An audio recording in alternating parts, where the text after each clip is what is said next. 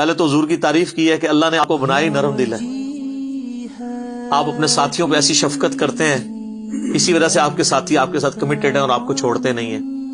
نرم دل کیا بنایا ہے جناب؟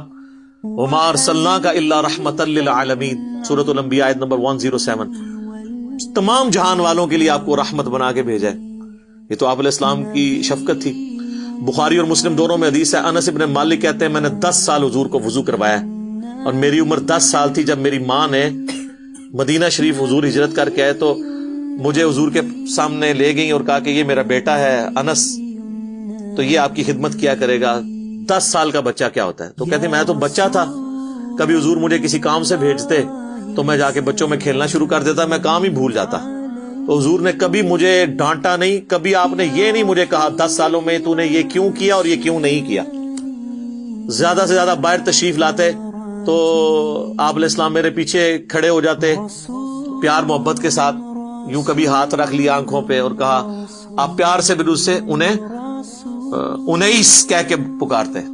جیسے ہم وہ نک نیم رکھ دیتے ہیں نا، ٹھیک ہے، کسی کا نام ذوالفقار ہے تو پیار سے زلفی کہہ دیا اسے، اس طرح نام تھا انس تو انیس کہہ کے، اور کہتے میں نے تو تمہیں اس کام بھیجا تھا، یہ بھی نہ آگے کہتے کہ ابھی تک کیا کیوں نہیں، ٹھیک ہے، کبھی مجھے ڈانٹا نہیں ہے، پوری زندگی آپ کی شفقت۔ حتیٰ کہ بخاری مسلم میں ایک حدیث ہے، صحابی کہتے ہیں نبی علیہ السلام اپنے گھوڑے یا خچر یا گدھے پہ سوار تھے، ایک پینڈو شخص آیا، آپ نے اپنے گردن پہ وہ ایک چادر رکھی ہوئی تھی، اوڑی ہوئی تھی،